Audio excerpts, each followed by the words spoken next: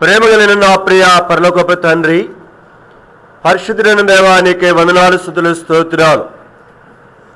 ఈ మధ్యాహ్న కాల సమయంలో నీ మందిర ఆవరణములో చేరి రావటానికి కొరకాయ మీరిచ్చిన సమయాన్ని బట్టి మిమ్మల్ని కొనియాడుతూ ఆరాధిస్తుంటున్నాను.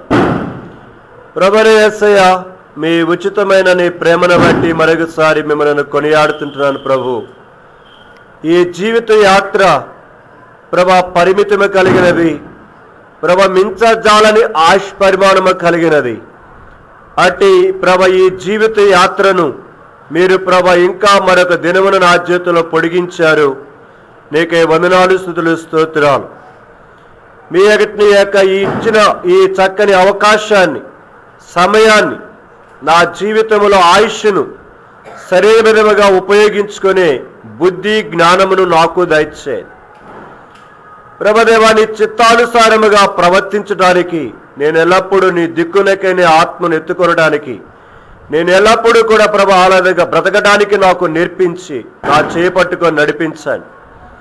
నా కొరకే కొట్టబడిన మీ శరీరం, మీ రక్తం నా ముందు ఉన్నది ప్రభా, నీకే స్తుతులు, స్తోత్రాలు. దానిలో యోగ్యంగా పాలు పొందడానికి కొరకై నన్ను సిద్ధపరచండి. మీ ఆత్మ యొక్క తాకుదలలో నన్ను ప్రభుదేవా, ఏ విషయములో ఎలాగ వచ్చిన వారందరిని బట్టి నీకే స్తుతులు, స్తోత్రాలు. నీ సిలువ రక్తమే చేత కొనబడిన ప్రతి ఒక్కరు కూడా చాలా విలువైన వారు. వారు తెలిసి నమ్ముకున్నా తెలియక నమ్ముకోకపోయినా, వారు వారి జీవితములలో ఎప్పుడైతే బాప్తీసంలో పాలు పొందారో వారందరూ కూడా నీ చేతులకే ప్రభుదేవ మీరు పెట్టుకున్నారు. నీకే స్తుతులు, స్తోత్రాలు.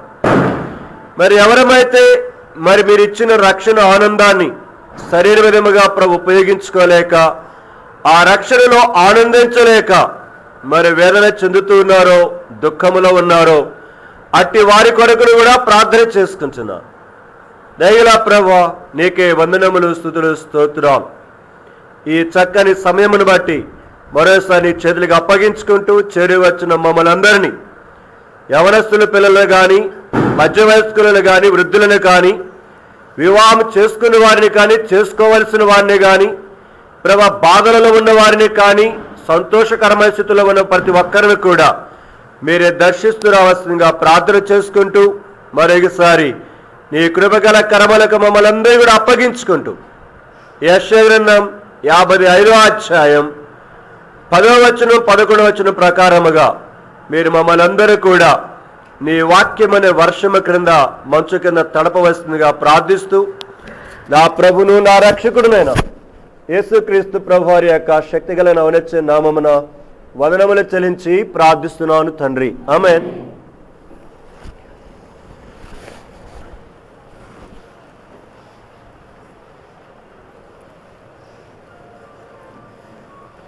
ప్రభు మనలో పాల్గొనే ముందుగా మన భాగాన్ని మనము చదువుకుందాం అందరం కలిసి. అపోస్తలుడైన పౌలు ఫిలిప్పీ సంఘమునకు రాసిన పత్రిక 3వ అధ్యాయము 12వ చరణం మనమందరము కలిసి చదువుకుందాం.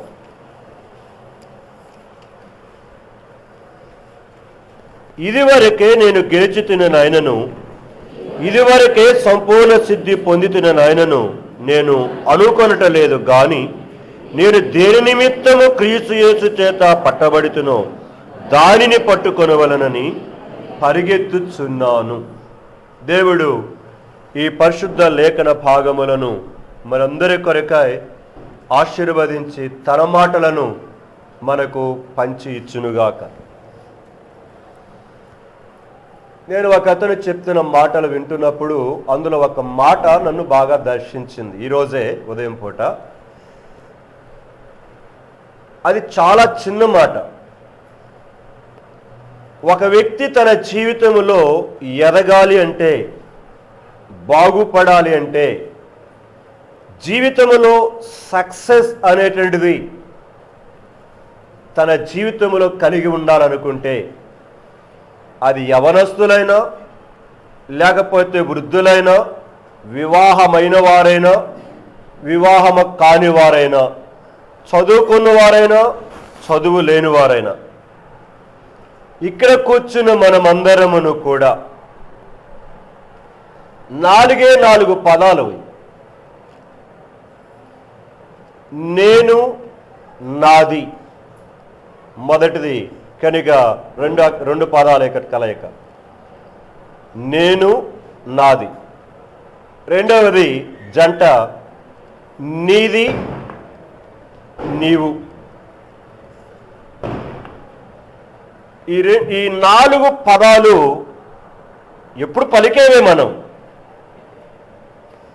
ఈ లోకములో ఒక వ్యక్తి తను కొన్ని విషయాలు చెప్పాడు, కానీ నా గ్రహింపులోకి వచ్చి మీకు జ్ఞాపకం చేస్తున్నాను.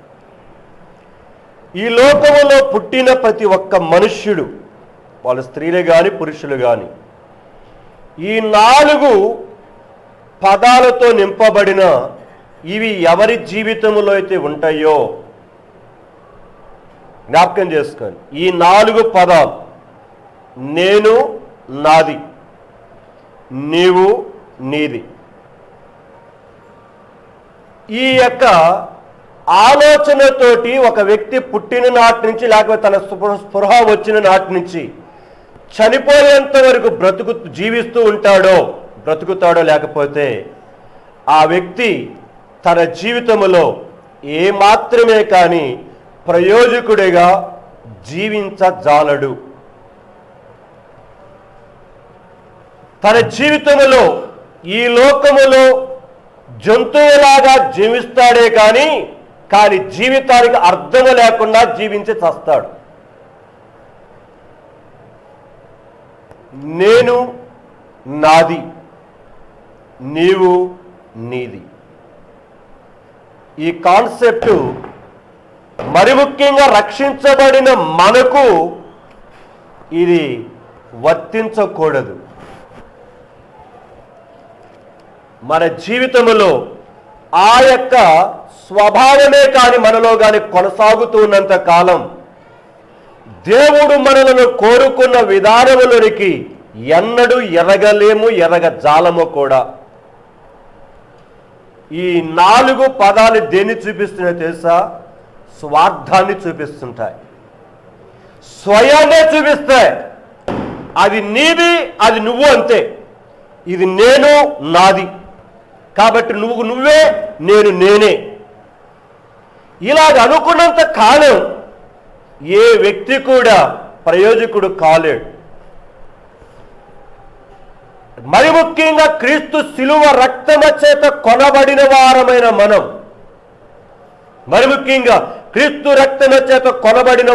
మనం, దేవుని యొక్క సంఘములో ఎవరమండి? మనమందరమును ఒకటి. మనకి తెలుసు, చాలా లేఖన భాగాలు ఉన్నాయి. ఆది దంపతుల విషయంలో కూడా, ఆది కాండం మీరేం చూడాల్సిన పనిలేదు, 2వ అధ్యాయములో చివరి వచనాలు ఉంటాయి. నరుడు ఒంటరిగా ఉండుట దేవుడు చూచి ఇది మంచిది కాదని తలంచి ఆ మనుషునికి స్త్రీని తీసుకొని వచ్చాడు దగ్గరికి. ఇప్పుడు వారిరువురు గురించి రాయబడుతున్న మాట, ఎప్పుడైతే ఆదాము కళ్ళు తెరిచాడో, తన స్పృహకు వచ్చి కళ్ళు తెరిచి చూశాడో, తన ఎదురుగా తనలాగానే ఉంది, కానీ కొన్ని మార్పులేవో కనబడుతున్నాయి. ఆ యొక్క స్థితిని బట్టి అతడు అక్కడ ఒక పాట కట్టాడు. బైబిల్లో రాయబడిన మొట్టమొదటి పాట అదే, మొదటి పాట అదే. ఆ పాట కూడా ఆదాం పాడిన పాటే. నరులలో నుండి తీయబడిన కనుక నారి అనబడింది. ఇప్పుడు అవన్నీ కాదు మనకు కావాల్సింది. అక్కడ రాయబడిన మాట, వారి ఇద్దరు ఏమైనారట? ఏక శరీరమయ్యుండిరి. నువ్వు నీది కాదు, నేను నాది కాదు. ఇప్పుడు ఎవరు? మనము మనది. ఇప్పుడు ఈ 2 పదాల మధ్యలో మనది, మనము అనే ఆలోచన ఒక భర్తకు, ఒక భార్యకు రానంత కాలం ఆ కుటుంబం అంతా అస్తవ్యస్తంగా ఉంటుంది. అలాగనే ఒక సంఘములో క్రీస్తు శిలువ రక్తము చేత కొనబడిన వారమైన మనం మన జీవితంలో ఇది మనది కనుక మాది అనేటి యొక్క తలపు హృదయంలో రాకపోతే నీవి నువ్వు మీది లేకపోతే నువ్వు కనుక నీది అన్నంత కాలం మన జీవితాలు అలాగనే ఉంటాయి. నాది నేను, నీది నువ్వు, ఎవరిది వాళ్ళది. కానీ అదే సమయంలో ఈ ఒక్క శరీరములో మనది మనము ఇద్దరు ఒకటిగా చేయబడి అలాగా ముందుకు కొనసాగుతున్నప్పుడు ఆ కుటుంబం అద్భుత రీతిగా ఉంటుంది. ఇరువురి కష్టము చేత అంటాడు కదా, ప్రసంగి గ్రంథం 4వ అధ్యాయం ఉంటుందన్నమాట. ఉభయుల కష్టమును బట్టి అని మాట్లాడతాడు అక్కడ భార్యాభర్తల గురించి చెప్తూ.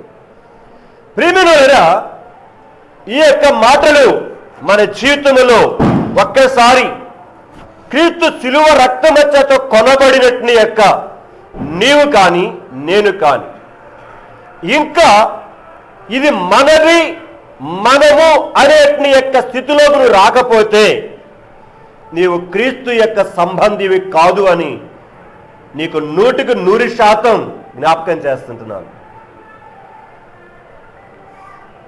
నేను నాది, నువ్వు నీది అని ఒకవేళ నీ ఇంటిలో కానీ నీ తోటి సహోదరుడితో కానీ దేవుని మందిరములో కానీ దేవుని యొక్క సన్నిధి కొరకైనట్టుగా దేవుని పనుల విషయంలోనే సరే ఒకవేళ నీవు ఆలోచిస్తూ ఉన్నట్లయితే నీవు క్రీస్తు సంబంధివి కాదు.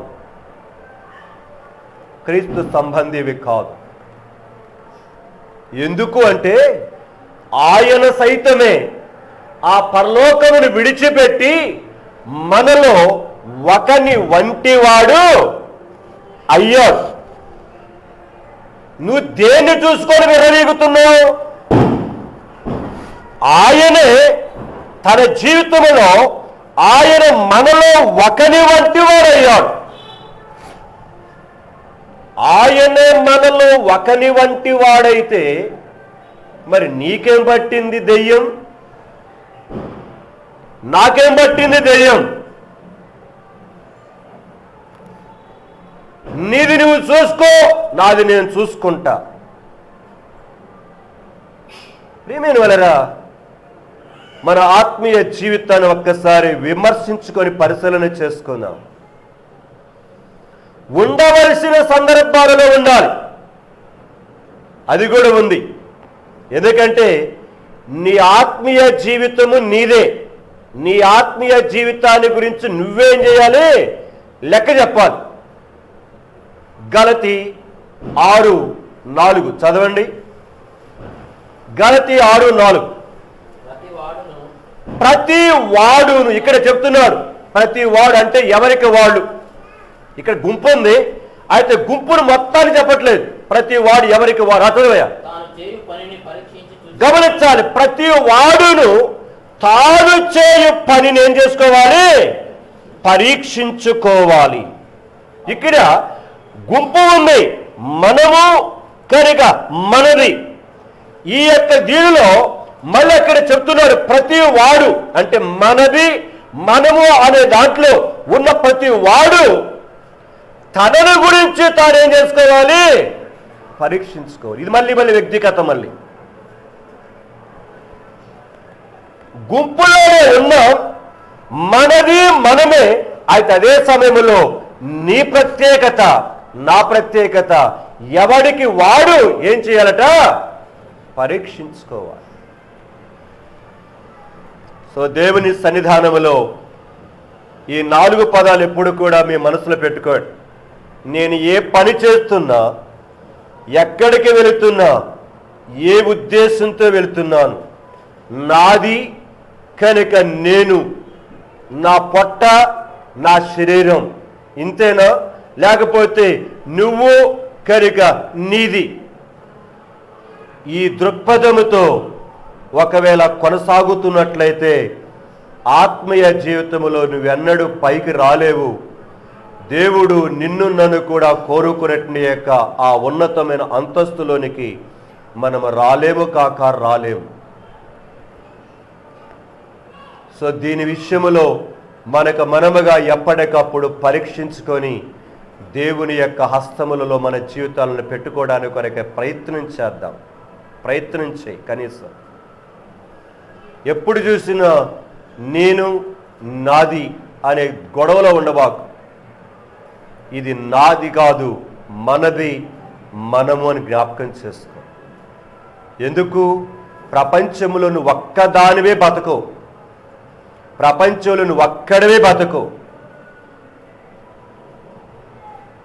ఏ ఒక్క మనుషుడు కూడా తనంతా తానుగా ఒక్కడిగా బ్రతకజాలడు. అందుకోనే దేవుడు సహకారినిచ్చాడు అక్కడ. అందుకోనే దేవుడు తోటి సహోదరులను ఇచ్చాడు. ఆ విషయాన్ని మర్చిపోవద్దు ఎప్పుడు.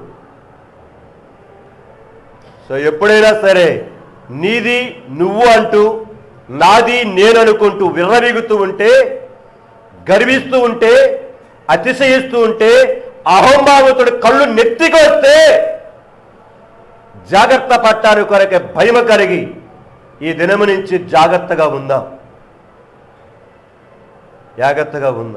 అలాగా మనము ఒకరితో పాలివారమన్న సంగతిని మర్చిపోవద్దు.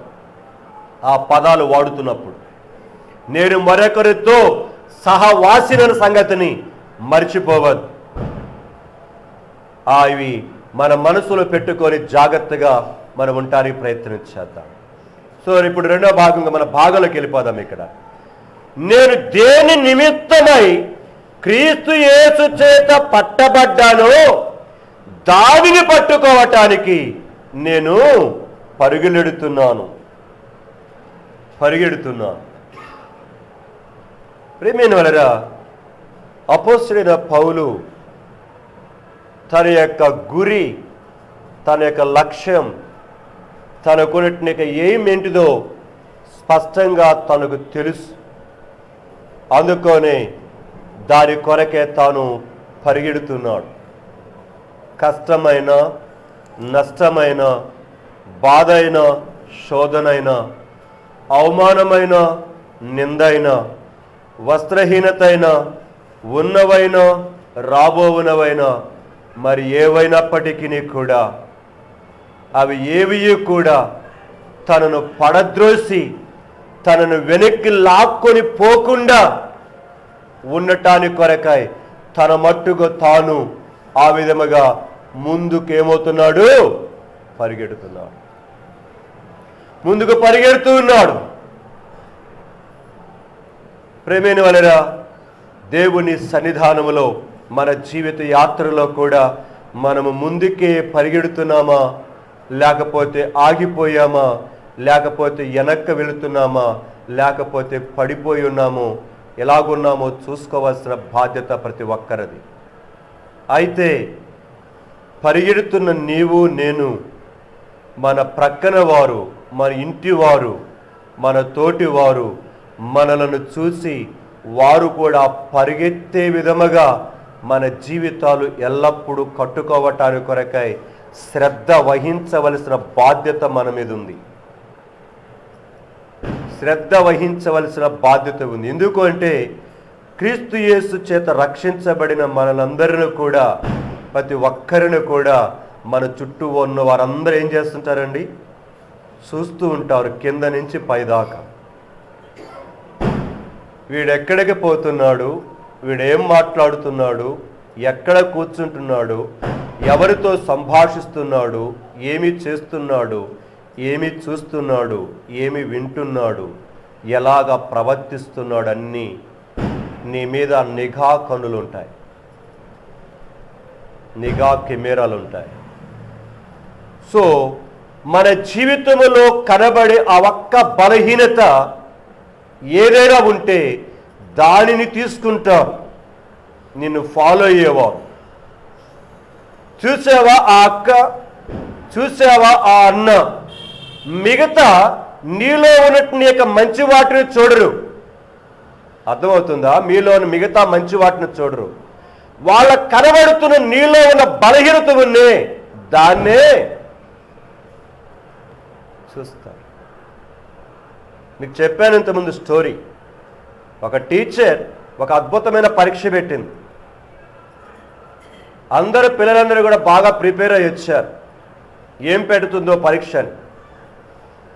సరే, పిల్లలందరూ కూడా సిద్ధంగా ఉన్నారు. టీచర్ క్లాసులోకి వచ్చింది. టీచర్ చెప్పింది, మీరందరూ సిద్ధమేనా పరీక్షకని? ఓ, మేము సిద్ధమే అన్నారు. వెంటనే ఆమె తన దగ్గర ఉన్నటువంటి యొక్క తెల్ల కాగితాలు తీసుకొని వచ్చి వాళ్ళకి ఇచ్చింది. తెల్ల కాగితాలు తీసుకొని వచ్చి వాళ్ళందరికీ ఇచ్చేసింది. ఇప్పుడు ఆ తెల్ల కాగితాలు ఇచ్చి వారందరినీ ఆ తెల్ల కాగితాల మీద రాయమని చెప్పింది. మీకు ఏం అర్థమైందో రాయమంది. పరీక్ష అంతే. అర్థమవుతుందా? పరీక్ష ఏంటిది? తెల్ల కాగితాలు ఇచ్చింది. ఆ తెల్ల కాగితాలు ఇచ్చి అక్కడ మీకు ఏమి అర్థమవుతుందో రాయండి అంది. అంతే పరీక్ష. సరే, పరీక్ష టైం అయిపోయింది. టైం అయిపోయిన తర్వాత ఆ టీచర్ ఆ పేపర్స్ అని కలెక్ట్ చేసుకుంది. తిరిగి మరో క్లాసులోకి వచ్చింది. తర్వాత క్లాసులోకి వచ్చింది. వచ్చి చూస్తే అందరూ కూడా వ్రాసింది ఏంటో తెలుసా? ఆ పేపర్ మీద నల్లటి చుక్క ఉంది. జాగ్రత్త అర్థం చేసుకోండి విషయాలు. ఆ క్లాసులో ఉన్నట్టు యొక్క ఆ పిల్లలందరూ కూడా ఆ పేపర్ మీద ఉన్నట్టు నల్ల చుక్క ఉంది. ఆ నల్ల చుక్క బాగా నల్లంగా ఉందని కొంతమంది, కానీ కొంచెం నల్లంగా ఉందని కొంతమంది, ఇలాగా అందరు రాస్తూ వచ్చారు. చివరికి ఆమె అడిగింది ప్రశ్నకి, మీకు నల్ల చుక్కే కనబడిందంటారా నన్ను? మరి మిగతా పేపర్ అంతా ఎట్లుంది? అది కనపడలా వీళ్ళకి. అర్థమవుతుందా? ఈనాడు మన చుట్టూ ఉన్నవారు మనల్ని చూసేది ఏంటో తెలుసా? ఆ నల్ల చుక్కనే. మిగతాదంతా తెల్లగా ఉంది, అది చూడరు. జాగ్రత్త, ఆ నల్ల స్పాట్ ఏంటిదో అదే నీ పక్కన ఉన్న వారిని నడిపిస్తూ ఉంటుంది. నీ ఇంటిలో ఉన్న నీ తోటి సహోదరులను సహోదరులను, నీ ఇంట్లో నీ భార్యను, నీ భర్తను, నీ పిల్లలను, మీ అమ్మ నాన్నను, నీ అక్క చెల్లెలు, నీ అన్నదమ్ములను నడిపిస్తుంటుంది ఆ నల్ల చుక్కే. ఆ నల్ల చుక్కను బట్టే వాళ్ళు కూడా పతనమైపోతూ ఉంటారు. ఈనాడు సంఘములో కూడా చాలా మంది అదే స్థితిలో ఉన్నారు. నేను ఒక్కదాన్నే కాదు కదా, ఆ అక్క కూడా ఉందిగా. నేను ఒక్కనే కాదు కదా, ఆ అన్న కూడా ఉన్నాడు కదా. అంటే నువ్వేం చేస్తున్నావు? అన్నలోను అక్కలోను ఆ బలహీనత ఒకటి ఉన్నే. ఆ బలహీనతను చూసి వాళ్లే కాదులే, నేను కూడా ఉన్నానని సమర్థించుకుంటూ నీకు నువ్వుగానే, నాకు నేనుగానే షబాష్ అనుకుంటున్నాం.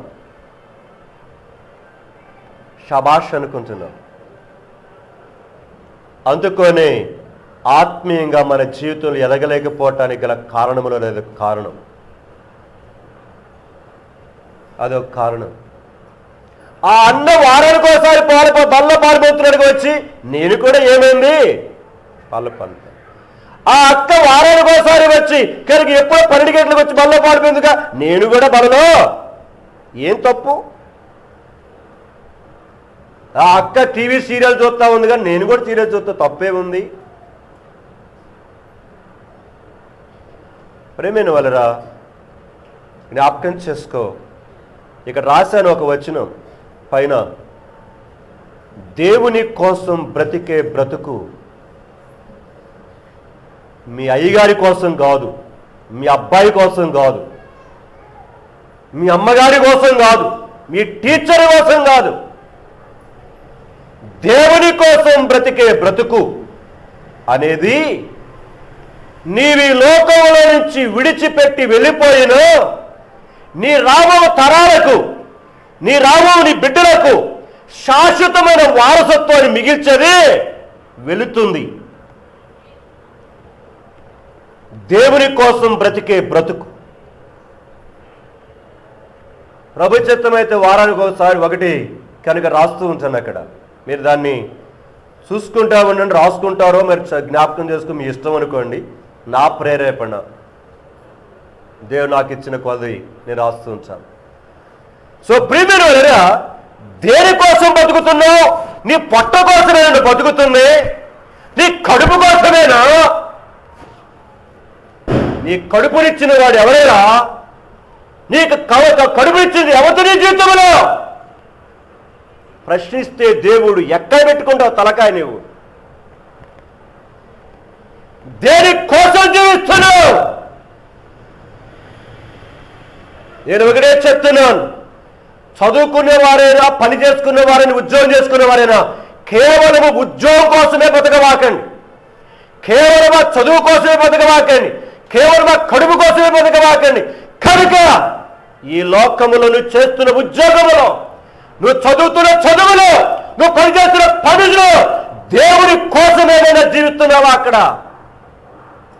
లేకపోతే నీ జీవితము ద్వారా దేనికే ప్రయోజనము లేదు. నీకు ఉద్యోగం దేవుడు అనవసరం, నీకు చదువు దేవుడు అనవసరం, నీకు ఆరోగ్యం దేవుడు అనవసరం. ఏ కాడికి నీ డబ్బులు సంపాదించుకొని ఎవరైనా పడిపోయి నీ పని కోసమైతే కుంటుకొని వెళ్తున్నావు జీవితంలో. దేవుడి కార్యములంటే నీకెంత నిర్లక్ష్యం, దేవుని సన్నిధి ఎంత నిర్లక్ష్యం. నీకు ఆరోగ్యం ఇచ్చిన వాడు ఎవడు? నిన్ను కాపాడుతూ పోషించుచున్నవాడు ఎవడు? ఒక్క దెబ్బతో తీసివేయగలడు నీ అన్నోదకములను, నీ పోషణముల మొత్తాన్ని ఒక్క దెబ్బతో తీయగలడు. యెషయా గ్రంథం 3వ అధ్యాయం చదువుకున్న తర్వాత మొదటి నుంచి 3-4 వచనాలు దేవుడు ఒక్క దెబ్బతో తీసేస్తాడు. అయినా దేవుడు ఎందుకోనో తన వింతైన మహాప్రేమను మన ఎడల చూపిస్తున్నాడు. నువ్వెక్కడ ఉంటున్నావో నాకు తెలియదు, నీ అంతరాత్మకే తెలుసు. నువ్వు ఎక్కడ ఉన్నా, దేనికోసం బ్రతుకుతున్నావో అనేది ఒక్కసారి మనసులో పెట్టుకో. నేను దేని నిమిత్తమై క్రీస్తు యేసు చేత పట్టబడ్డాను, దానిని పట్టుకోవటానికి కొరకై నేను పరిగెడుతున్నానని అపోస్తలుడైన పౌలు మాట్లాడుతున్నాడు. ఈ మధ్యాహ్నం ప్రభు యొక్క బలలో పాలు పొందే ముందుగా, ఆయన శరీరం ఆయన రక్తములో పాలు పొందే ముందుగా, ఈ వారమంతా దేవుడు నాకిచ్చిన అరికాలుములకు నడినెత్తి వరకున్న ఈ శరీరములో నా దేవుని కొరకు ఏమైనా బాధపడిందా? ఆయన నీ కొరకై నా కొరకై ఆ శరీరమును నలుగుగొట్టడానికి ఏం చేయబడ్డాడు? ఇష్టపడ్డాడు. దానిలో నువ్వు చేయబోతున్నావు ఇప్పుడు ధైర్యంగా. రెండవది, ఆయన మన పాప అపరాధములన్నిటిని కడిగివేయటానికి, తుడిచివేయటానికి గెత్సేమనే తోట మొదలుకొని చిట్ట చివరిగా ఇతను చనిపోయినాడో బతుకున్నాడో చూద్దామనుకొని ఆ శతాధిపతి వచ్చి ఈటి తీసుకొని పొడిచిన తర్వాత ఆ ఉంచిన శేషమైన రక్తము నీరు కూడా కారిపోయేంత వరకు మన కొరకే కాచిన శిలువ రక్తమునకు మాదిరిగా ఉన్న రసం, ఆ రక్తములో పాలు పొందబోతున్నావు. నేను వారమంతా క్రీస్తు యేసు ప్రభు కొరకే కనీసం ఏమన్నా చెమట కాచానా? ఈ శరీరములో నేను దేవుని కొరకు ఏమన్నా బాధపడ్డానా? లేకపోతే ఆయన కొరకై నా రక్తములో పాలు పొందుతున్న నేను ఆయన కొరకు ఏమన్నా చెమట నేను కార్చానా? ఈ అంతరంగములో మనస్సాక్షి లేకుండా దానిలో పాలు పొందవద్దు. నీ ఇష్టానుసారముగా వారమంతా తిరిగి నీ శరీరాన్ని సుఖపెట్టుకొని తిరిగిన నీ జీవితంలో దానిలో పాలు పొందవద్దు.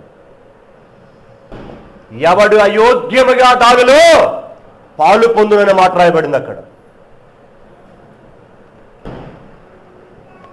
సో ఆ విషయాన్ని జ్ఞాపకం చేసుకుని, ఒకవేళ ఏదైనా బలహీనత మన జీవితంలో మనకు విప్పి చూపిస్తూ ఉంటే, ప్రభు నా జీవితంలో ఈ వారమంతా నా ఉద్యోగం ఏందో, నా వ్యాపారం ఏందో, నా కుటుంబం ఏందో, నా పొలం ఏందో, నా పనేందో చేసుకుంటూ పోయా, నీ కోసమై ప్రభు ఈ దేహములో నేనేం బాధపడలేదు.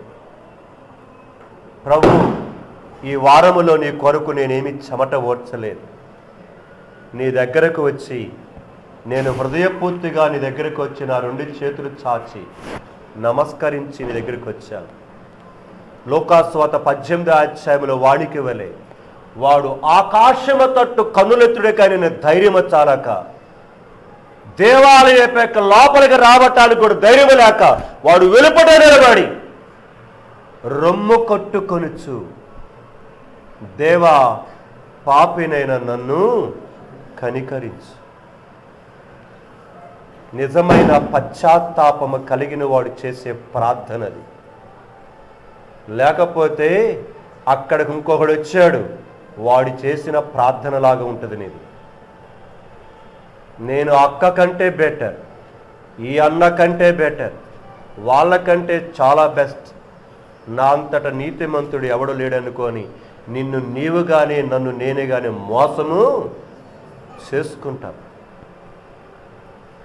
సో మన జీవితాలను మనము ఆ దూరం నిలబడిన సుంకరి వలె సరి చేసుకుంటూ ఆ శరీరం ఆ రక్తములో పాలు పొందడానికి కొరకై తీర్మానం చేసుకొని పాలు పొందుదాం.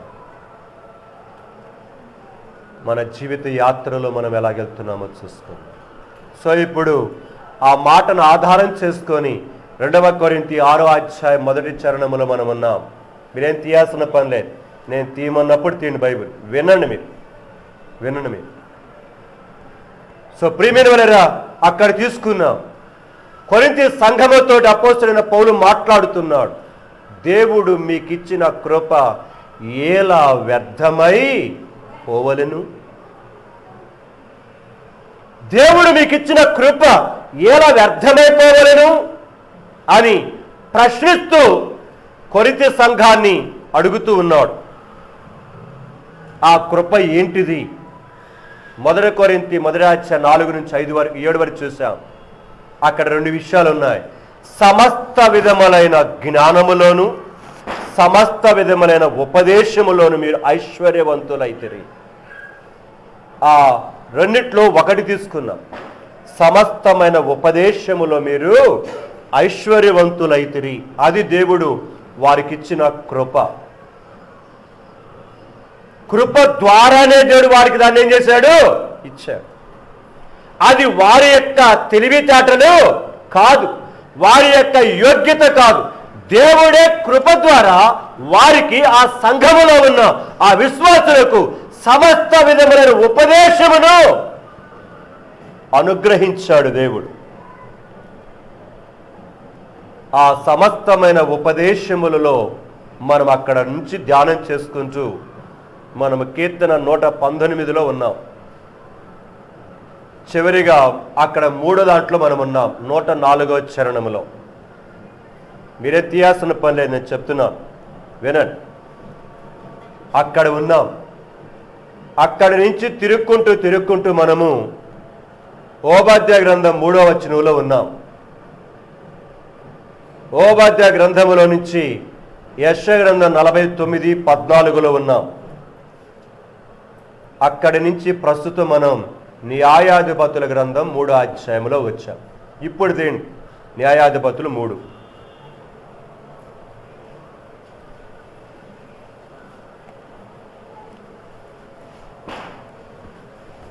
న్యాయాధిపతుల గ్రంథం 3వ అధ్యాయం.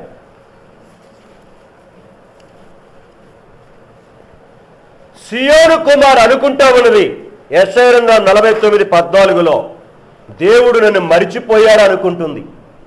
మరుచుట అనే మాటను చూసుకున్నాను ఇప్పుడు నేను. మరిచిపోయాడని అనుకుంటా ఉంది. కానీ దేవుడు అంటున్నాడు, ఓ అక్క, ఓ అన్న, నేను నిన్ను మరిచిపోలేదన్నా. అక్క, నువ్వే నన్ను ఏం చేశావు? మరిచిపోయావని దేవుడే ప్రశ్న వేస్తున్నాడు. 3వ అధ్యాయం 7వ వచనం చదువుతున్నాను. అట్లు ఇశ్రాయేలీయులు యెహోవా సన్నిధిని దోషులై తమ దేవుడిని యెహోవాను మరచి బయలుదేవతలను దేవతా స్తంభములను, అది సియోను కుమారి, ప్రభువు నిన్ను మరిచిపోవటం కాదు సియోను కుమారి. ఓ సియోను కుమారి, నువ్వే నన్ను ఏం చేశావు? మరిచిపోయావక్క, మరిచిపోయావు. నా మీద ఎందుకు నెపమోపుతున్నావు? నిజం, చాలాసార్లు తప్పు చేసి కూడా మనం ఏం చేస్తామండి? ఓటిస్తుంటాం ఇంట్లో. నువ్వే చేస్తుంటావు, నువ్వేదో చేస్తుంటావు అని మనస్సాక్షి గద్దిస్తూ ఉంటుంది పక్కన. అయినా కూడా ఏం చేస్తుంటాము? ఇంకా డాబు సరిగా మాట్లాడుతున్నామంటాం. ఇదిగో ఇక్కడ ఉన్నట్టు యొక్క సియోను కుమార్ అక్క కూడా అదే డాబు సరిగా మాట్లాడుతుంటే నోరు ముయ్యి అంటున్నాడు. చెబుతున్నాడు అక్కడ, నువ్వేం చేశావో అది చెబుతున్నాడు అక్కడ. ప్రేమైన వాళ్ళరా, మన జీవితాలలో కూడా దేవుడు చూస్తున్నప్పుడు మనం కూడా ఇలాగ ఎన్నోసార్లు మర్చిపోయి చెయ్యకూడని కార్యాలు చేసేస్తూ మనమే మన మీదకి శాపాన్ని కొని తెచ్చుకుంటున్నాం, బాధలను కొని తెచ్చుకుంటున్నాం, కష్టాలను రోగాలను కొని తెచ్చుకుంటున్నాం, కన్నీటిని రోదనను కొని తెచ్చుకుంటున్నాం. నువ్వు మరిచిపోయి అదిగో దేవతలను దేవస్థా స్తంభములను చేసుకొని వారితో కలిసిపోయావు. నువ్వు కలవకుండా ఉండటానికి కొరకై నిన్ను ఎలాగ చేయాలనుకున్నాను, దేని కొరకు నేను చేస్తున్నాను, అది నువ్వు మర్చిపోయావంటున్నాడు. ఇప్పుడు అందుకని మొదటి నుంచి చదువుతున్నాను నేను. మొదటి నుంచి 3వ అధ్యాయం. ఇశ్రాయేలీయులకును కానానీయులకును జరిగిన యుద్ధములన్నిటినీ చూడని వారిని శోధించి ఇశ్రాయేలు తరములన్నిటి వారికి, అనగా పూర్వము ఆ యుద్ధములను ఏమాత్రమును చూడని వారికి యుద్ధము చేయ నేర్పునట్లును యెహోవా ఉండనిచ్చిన జనులు. తర్వాత చివరి 2 లైన్లు కూడా చదువుతున్నాను అక్కడే 4వ వచనంలో. 4వ వచనం. వారు అనుసరించరో లేదో అని తెలుసుకున్నట్లు ఇశ్రాయేలును పరిశోధించుటకై ఆ జనులను ఉండనిచ్చారు. ఇక్కడ 2 పదాలు, లేకపోతే మొత్తం మీకు 3 పదాలు కనబడుతున్నాయి ఇక్కడ. శోధించెను, పరిశోధించుటకు, నేర్పుటకు అనే పదాలు. ఇక్కడ నేను ప్రాముఖ్యంగా గత 2 వారాల నుంచి తీసుకుంటుంది ఆ మొదటి భాగమే. శోధించి చూడని వారిని శోధించి ఇశ్రాయేలు తరముల వారికి. ఇక్కడ ఇంగ్లీష్లో లేకపోతే ఒరిజినల్ హీబ్రూ భాషలో వాడబడినటువంటి యొక్క పదం ఏంటిదంటే నాసా, NAW-SAW. హీబ్రూ పదం, హెబ్రీ పదం చెప్తున్నాను మీకు నేను. శోధించు అని అక్కడ ఒక అక్షరం పదములకు చూసారా?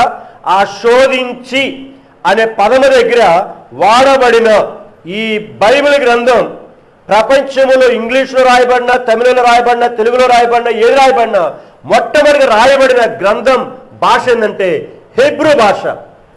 హీబ్రూ భాషలో వాడబడిన పదం నాసా, NAW స్మాల్ డాష్ కనుక SAW, నాసా. ఏది అమెరికా నాసా కేంద్రం కాదు, ఆ నాసా వేరే. మీకు జ్ఞాపకం చేసుకుంటున్నాను. ఇప్పుడు నాసా అనే మాటకు ఇవ్వబడిన యొక్క అర్థాలు మీకు జ్ఞాపకం చేస్తుంటున్నాను. నాసా అనే మాటకు మొదటిది ప్రూవ్ అనే మాట 20 సార్లు బైబిల్ మొత్తంలో కనబడుతుంది. ప్రూవ్ అంటే అక్కడక్కడ దేవుడు ఈ పాత నిబంధన గ్రంథములో వాడినట్టు యొక్క పదం నాసా అనేటి యొక్క హీబ్రూ పదమునకు ట్రాన్స్లేషన్ చేయబడేటి యొక్క ఇంగ్లీష్లో మాటలు ప్రూవ్ అనేది మొదటిదిగా దాదాపుగా 20 సార్లు ట్రాన్స్లేషన్ చేయబడింది. రెండవదిగా వాడబడే పదం ఏంటంటే టెంప్ట్. టెంప్ట్ అంటే ఇప్పుడు ఇక్కడ వాడబడే పదం అదే, శోధించు. శోధించు, టెంప్ట్ అనే పదం ఇక్కడ తెలుగులో రాశాడు. తర్వాత ఇది 12 సార్లు వాడబడింది. పాత నిబంధన గ్రంథం మొత్తములో టెంప్ట్ అనే పదం నాసాకు ట్రాన్స్లేషన్గా టెంప్ట్ అనే పదం 12 సార్లు ట్రాన్స్లేషన్ చేయబడింది. తర్వాత మూడవదిగా అస్సే, ASSAY, అస్సే అనే మాటకు అర్థం ఏంటంటే కనుక వన్య చూడడం, వన్య చూడడం. ఇప్పుడు బంగారమును షాపులోకి ఇచ్చిన తర్వాత, వెండిను షాపులోకి ఇచ్చిన తర్వాత దాని వన్యను అతను ఏం చేస్తాడు? పరిశీలిస్తాడు. అది అక్కడ వాడబడిన పదం. ఇది బైబిల్ మొత్తములో 2 సార్లు మాత్రమే వాడబడింది. వన్య తెచ్చటానికి దేవుడు వాడబడిన పదం. ప్రియమైన వారిరా, మూడవదిగా కనుక అడ్వెంచర్, అడ్వెంచర్ అనేటి యొక్క పదము వాడబడింది. పదం. ఇప్పుడు నేను మొదటి పదాన్ని గత 2 వారాలు చూస్తున్నాను. ప్రూవ్. ప్రూవ్ అంటే రుజువు చేయటానికి, నిరూపించటానికి. దేవుడు తన స్వరక్తం ఇచ్చి తన బిడ్డలను రక్షించుకునేది దేనికో తెలుసా? ఆయన పని లేక కాదు, లేకపోతే నువ్వు నేనేదో లోకములో అందరికంటే గొప్ప తెలివి గలవాళ్ళు మనకు కాదు, లోకములో అందరికంటే పాండిత్యం అనేది సంపాదించామని కాదు, లోకములో అందరికంటే బాగా చదవనివని కాదు. దేనికి పనికిరాని వారనైన మనలను ఆయన రక్షించి, ఆ రక్షించిన దేవుని బిడ్డవైన నిన్ను నువ్వు ఎవడవో ఎవతవో రుజువు చేయాలని ఆయన ఇష్టపడుతున్నాడట. మీకు ఇక్కడ అర్థం అవటానికి కొరకై కొన్ని ఎగ్జాంపుల్స్ జ్ఞాపకం చేస్తుంటున్నాను. ఎగ్జాంపుల్స్ మీకు అర్థం కావటానికి కొరకై. పెళ్ళి అయిన వాళ్ళు అని ఎలాగ రుజువు చూస్తుంటారండి లోకంలో? పెళ్ళి అయిన వాళ్ళు లోక సంబంధంగా చెప్పండి, బైబిల్ సంబంధంగా ఇప్పుడు నేను అడగట్లేదు మిమ్మల్ని. పెళ్ళి అయిన వాళ్ళు వీళ్ళు అని ఎలాగా తెలుస్తారు? సహజంగా మన భారతదేశ సంబంధం ప్రకారంగా చూస్తే మెడలో తాళిబొట్టు తాడు ఉందా లేదా, ఇంకా కాళ్ళకి మెట్టులు. నవ్వబాకండి, మీకు అర్థం కావచ్చే భాషలో చెప్తున్నాను, అది అర్థం కావడానికి కొరకే చెప్తున్నాను.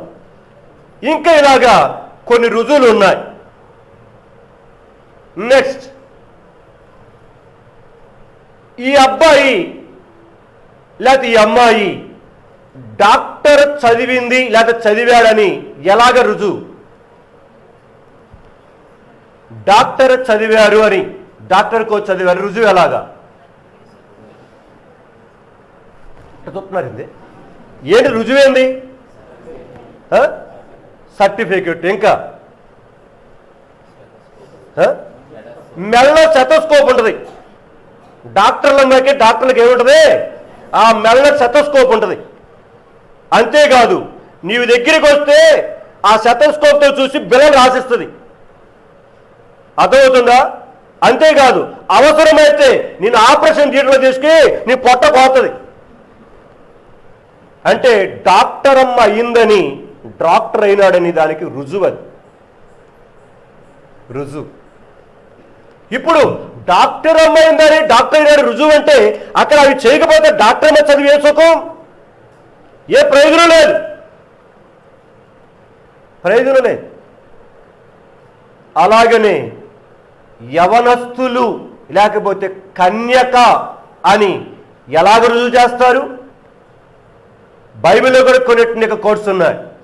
ఇప్పుడు నేను చెప్పే వాటి అన్నిటికీ కన్యక అని ఎలాగా రుజువు చేస్తారు? కొన్ని ప్రాసెస్ ఉన్నాయి. లేకపోతే ఇతడు నపుంసకుడు అని ఎలాగ రుజువు చేస్తారు? కొన్ని పద్ధతులు ఉన్నాయి. ప్రియమైన వారయ్యా, ఆ విధంగా స్త్రీలు ఉన్నారు నపుంసకులు, పురుషులు కూడా నపుంసకులు ఉన్నారు. వీళ్ళు పెళ్లికి పనికిరారు. కానీ కొంతమంది చేసుకుంటారు, తెలియక లేకపోతే కప్పిపుచ్చడానికో. వాళ్ళకి పెళ్లి చేయకూడదు. ఎందుకంటే వారి జన్మతః ఏమైనారు? నపుంసకులుగా పుట్టారు. బైబిల్లో ఉన్న వాక్యాలే, నా కొత్త ఏం చెప్పట్లేదు నేను. ప్రియమైన అంటే కొన్ని రుజువులు ఈ లోకములో కొన్ని విషయాలకు మనకు అర్థమవుతుంది. నువ్వు బాగా చదివావు అనే దానికి రుజువేంటిది? 10వ తరగతిలో బాగా చదివావు దానికి రుజువేంటిది? నీ పరీక్షలో మంచి మార్కులు వస్తే నువ్వు బాగా చదివేవని దానికి రుజువు అదే. నీకు 90% అబోవ్ వస్తే బాగా చదివేవని అర్థం, రుజువు. అంటే సహజంగా మనము లోకములో ఉన్న వాటిని మనం పరిశీలన చేస్తూ వెళుతున్నప్పుడు మనకి కొన్ని రుజువులు అనేటువంటివి కనబడుతున్నాయి. అవి రుజువు చేయటానికి కొరకే కొన్ని పద్ధతులు అక్కడ వాడబడుతున్నాయి. దేవుడు కూడా నీవు క్రైస్తవుడవు, క్రైస్తవురాలవు అని చెప్పబడటానికి దేవుడు నీ చుట్టూ కూడా నిన్ను రుజువు చేయటానికి కొన్ని పెట్టాడు.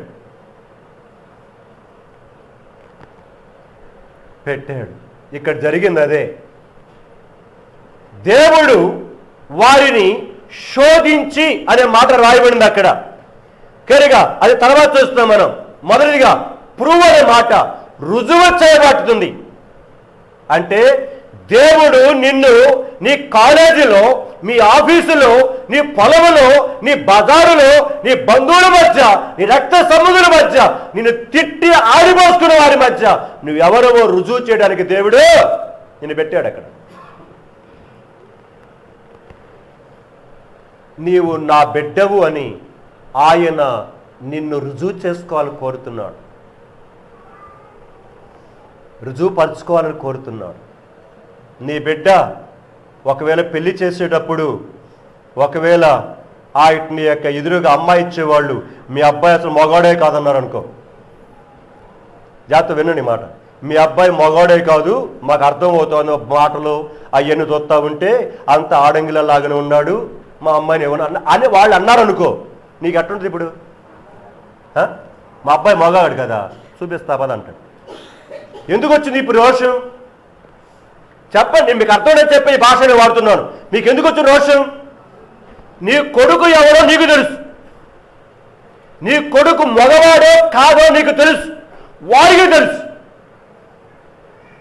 వాళ్ళు అంటే నీవు పడి కూర్చో. నన్నంటారా మా అబ్బాయిని అంటారా అనే పౌరుషం చేసుకొని చెంగి ఎగ్గట్టి వాళ్ళ మీదకి ఏం చేస్తావు? మా అబ్బాయి కాదంటావా, మగవాడు. తేల్చుకునేదాకా ఊరుకుంటారు ఎవరన్నా? రేపు ఎవరన్నా వచ్చి అన్నారనుకోండి, తేల్చుకునేదాకా ఊరుకుంటారా? ఏ జానన్నా, ఎందుకు ఊరుకుంటాం? అసలు ఎవడు ఊరుకో. మీ అమ్మాయి అసలు అమ్మాయే కాదు, మా అబ్బాయి పనికిరాదని అన్నారు మీ అమ్మాయి దగ్గరికి వచ్చి. మా అమ్మాయి కాదా? పద డాక్టర్ దగ్గర పోదాం పద. నేను ఎందుకు చెప్తున్నానంటే మాటలు ఈ మధ్యాహ్నం క్రీస్తు యేసు ప్రభువారు నిన్ను నన్ను రక్షించుకున్న ఉద్దేశం ఏందో తెలుసా? లోకములో నీవు తన బిడ్డవని రుజువు చేసుకోవటానికి. దాని కొరకై నీ చుట్టూ కొన్ని ఉంచాడు. అర్థమైందా? ఇక్కడ ఇజ్రాయేలు ప్రజలను వారి చుట్టూ కొంతమందిని ఉండనిచ్చెను. ఎందుకు? ఆ బిడ్డలు ఎవరో రుజువు చేసుకోవటానికి. సియోను కుమారి, నేను నిన్ను మర్చిపోవడం కాదు, నువ్వే నన్ను మర్చిపోయావు. నేను నిన్ను రుజువు చేసుకోవాలనుకున్నాను, నువ్వు నా కుమార్తె అని కుమారుడు అని కానీ నువ్వేం చేసావంటే ఆ చుట్టూ ఉన్న వాటిలో పడిపోయి నువ్వే నన్ను మర్చిపోయి వారితో కలిసిపోయి పాపంలో పడిపోయినావు, చూసుకో అని చెప్తున్నాడు దేవుడు. అపోస్తలుడైన పౌలు ఒక మాట మాట్లాడుతున్నాడు. తేండి 2 కొరింథీ 13వ అధ్యాయం 3వ చరణం ఒక చదవండి. 2 కొరింథీ 13:3. గమనించాలి అక్కడ మాట, క్రీస్తు నా యందు పలుకుచున్నాడని రుజువు కోరుచున్నారా ఓ కొరింథీ సంఘము, కొరింథీ ప్రజలారా, క్రీస్తు యేసు ప్రభువారు నా యందు ఉండి నా ద్వారానే పలుకుతున్నాడు, నేను కాదు అని మీరు రుజువు కోరుతున్నారా? అవును, చాలా మంది కొరింథీ సంఘస్థులు ఏంట్రా వీడు మాట్లాడేది మాటలు అని చాలా మంది కోపముతో ఆవేశంతో ఉన్నారు కొరింథీ సంఘములో. ఏంటి మాటలు మాట్లాడేది? ఈయన దేవుని సేవకుడేనో, దేవుని చేత ఏర్పరచబడిన వాడేనో, దేవుని కొరకు ఏర్పరచబడిన అపోస్తలుడేనో అని చాలా మంది సరుక్కుంటున్నారు, గొరుక్కుంటూ ఉన్నారు, ప్రశ్నల వర్షం కురిపిస్తున్నారు. తన వినికిడిలోకి వచ్చిన ఆ సంగతులన్నీ 2 కొరింథీ 13:3 అందుకని చెప్పాడు. ఇప్పుడు వినమని అడుగు చూస్తా ఉన్నారు, ఇటు చూస్తా ఉన్నారు కొంతమంది. వినండి, చెవులు పెట్టి వినండి. ప్రియ జ్ఞాపకం చేసుకోవాలి. 2 కొరింథీ 13:3 జ్ఞాపకం చేస్తూ, ఓ కొరింథీ సంఘము, నా ద్వారా నా దేవుడే పలుకుతున్నాడు అనే సంగతి నీకు రుజువు కావాలనుకుంటున్నావా?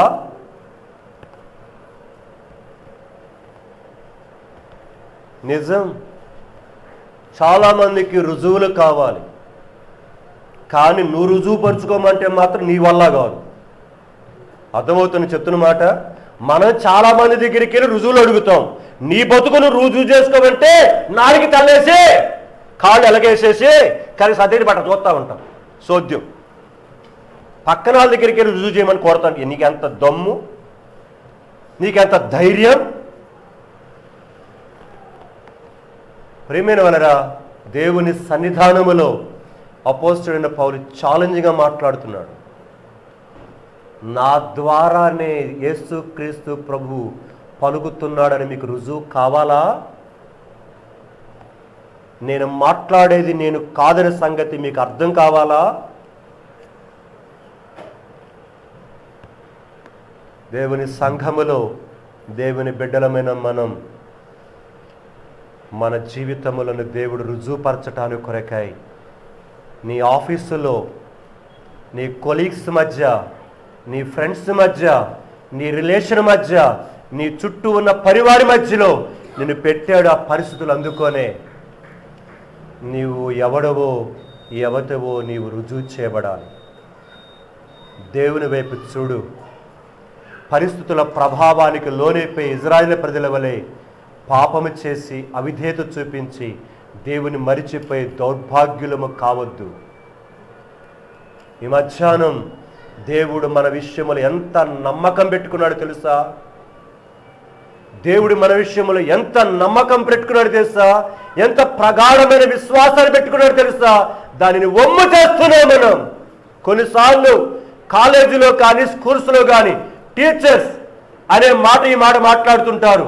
రే, నీ మీద నా సబ్జెక్ట్లో కనుక పరిపూర్ణమైన కాన్ఫిడెన్స్ పెట్టుకున్నాను రా, నీవు నీకు మ్యాథ్స్లో 100% తెచ్చుకుంటావని నీ మీద నేను ఎంతో నమ్మకం పెట్టుకున్నా, కానీ నువ్వు ఫెయిల్ అయిపోయినావురా దౌర్భాగ్యుడని మాట్లాడుతూ ఉంటారు టీచర్స్. ప్రొఫెసర్స్ మాట్లాడుతూ ఉంటారు యూనివర్సిటీలో. కనుక ఆ పిల్లల మీద చాలా కాన్ఫిడెన్స్ పెట్టుకుంటారు. అందుకని వారి కొరకు ప్రత్యేకమైన తరఫీదు కూడా వారికి ఇస్తారు. అయినా కూడా ఆ ప్రొఫెసర్, ఆ టీచర్, లెక్చరర్ యొక్క కాన్ఫిడెన్స్ను ఆ స్టూడెంట్ నెరవేర్చలేకపోతే చాలా బదరపడతాడు ఆ ప్రొఫెసర్. సేమ్ అదే జరుగుతుంది ఈరోజు. దేవుడు మన టీచర్, ఆయన మన లెక్చరర్, ఆయన మన ప్రొఫెసర్, ఆయన మన పైన నాయకుడు. ప్రేమైన వాళ్ళరా, దేవుని సన్నిధిలో మనలను ఆ విధముగా రుజువు చేయటానికి కొరకిస్తాం. మనకు తెలుసు, పేపర్లో ఫ్రీక్వెంట్గా బాగా పడుతున్న అంశం ఒకటి ఏంటంటే ఎడ్ల పందాలు. మీకు తెలుసు, చూసుంటారు కూడా, నేను కూడా చూశాను ఎడ్ల పందాలు. కనుక ఫలానా కనుక పెద్దివారిపాలెం ఎడ్లు వచ్చినటువంటి యొక్క జిల్లా రాష్ట్ర స్థాయిలో ప్రథమ బహుమతిని గెలుచుకున్నాయి. ఇప్పుడు ఆ ఎడ్లను పెంచేటువంటి యొక్క లేదా కోడెలను పెంచేటువంటి యొక్క ఆ యజమానుడు ఆ కోడెలను ఎంతగా చూసుకుంటాడో తెలుసా? నా కోడెలు ఈ పందెములకు వచ్చిన మిగతా వాటన్నిటిని మించి గెలవాలని ఆలోచన ఉంటుంది. అలాగనే ఆ కోడెలను మేపుతాడు ఆ యజమానుడు. అయితే అంతగా మేపిన తర్వాత కూడా అవి ఒకవేళ ఏదైనా చిన్న పొరపాటును బట్టి కనుక అవి కానీ పరిగెత్తి ప్రతి తెచ్చుకోలేకపోతే ఆ కోడెలను పెంచిన యజమానుడు చాలా మానసికంగా బాధపడతాడు, మానసికంగా కృంగిపోతాడు. మరొకసారి ప్రయత్నం చేద్దామని మరొకసారి ఏం చేస్తాడు? మళ్ళీ రానే పెంచుతాడు. ప్రియమైన సహోదరి సహోదరుడా, అలాగనే సృష్టికర్తని దేవాతి దేవుడు మనల్ని రోజు తిండి పెట్టి, నీళ్లు పెట్టి, ఆరోగ్యం ఇచ్చి, ఉద్యోగం ఇచ్చి, డబ్బులిచ్చి, మనకు చూపునిచ్చి, చేతులనిచ్చి, కాళ్ళునిచ్చి ఇవన్నీ మేపుతుంది దేనికో తెస్తా? గుర్రంలాగా పెరిగి తిని తిరగటానికి కాదు. గుర్రంలాగా పెరిగి కడుపు పెంచుకొని తిని తిరగడానికి కాదు. నిన్ను దేవుడు రుజువు చేయడానికి పెట్టాడు. అక్కడ నువ్వు ఎవరవో రుజువు చేసేవాడవగా ఉన్నావా? మనం చూస్తాం కొన్నిసార్లు పందాల్లో, వాడికి మీసం లేకపోయినా మీసం ఏం చేస్తుంటాడట, ఏమీ లేకపోయినా అక్కడ ఎట్టు మెరుగేస్తుంటాడు. రా చూద్దాం అంటుంటాడు, నీకు మీసమే లేదు అక్కడ, అయినా తొడగొడతాడు మళ్ళీ. అంటే రోషం. ప్రేమైన వలరా, దేవుని సన్నిధానములో దేవుడు మనలను మన ఉన్న స్థలములో పెట్టి మనం ఎవరమో రుజువు చేయటానికి ఇష్టపడుతున్నాం. బైబిల్లో నాకు చాలా మైండ్లోకి వచ్చాయి. ఒక చిన్న బైబిల్ ఎగ్జాంపుల్ చూడబోతున్నాం ఇప్పుడు. అక్కడ ఎలాగ రుజువు చేయబడిందో మీరు విశ్లేషించుకోండి ఇంటికి వెళ్ళిన తర్వాత. జస్ట్ అక్కడ ఆ భాగాన్ని మాత్రం, మనకు అందరు ఫెమిలియర్ భాగాలు ఇవన్నీ. దేవుడు ఇక్కడ కూర్చున్న తర్వాత కనుక ఆరాధన మీరు చేస్తున్నప్పుడు నేను అవన్నీ కూడా నా మనసులోకి వస్తాను, నోట్ చేసుకున్నాను వెంటనే పేపర్ మీద. మొదటిది రాజుల మొదటి గ్రంథం, రాజుల మొదటి గ్రంథం 3వ అధ్యాయం. రాజుల మొదటి గ్రంథము 3వ అధ్యాయం 16 నుంచి. తరువాత వేశ్యలైన 2 స్త్రీలు రాజునొద్దకు వచ్చి అతని ముందర నిలిచిరి. ఎప్పుడైతే వచనం చదివానో మీకు అందరికి ఆల్రెడీ మీ మైండ్లోకి వచ్చేసి ఉంటుంది సాధ్యమైనంత వరకు, బైబిల్ తెలిసిన వాళ్ళకి. ఇక్కడ 2 ఎవరు? 2 వేశ్యలు. సొలొమోను కాలములో జరిగిన మొట్టమొదటి పరీక్ష ఇది. తన తెలివితేటలకు రుజువు, సొలొమోను యొక్క తెలివితేటలకు రుజువు, పరీక్ష దేవుడు శోధించాడు. మొట్టమొదటి టెస్ట్ అన్నమాట ఇది. ప్రియమైనవారా, 2 వేశ్యలు వచ్చారు. 2 వేశ్యలు వచ్చి రాజు దగ్గర దర్బారులో నిలబడ్డారు. ఒకరి చంకలోనేమన్నా చచ్చిపోయిన బిడ్డ ఉన్నాడు, మరి ఇంకొకరి చంకలో బతికున్న బిడ్డ ఉన్నాడు. 2 వచ్చి రాజు దగ్గర నిలబడి రాజుగారికి చెప్పుకుంటున్నారు.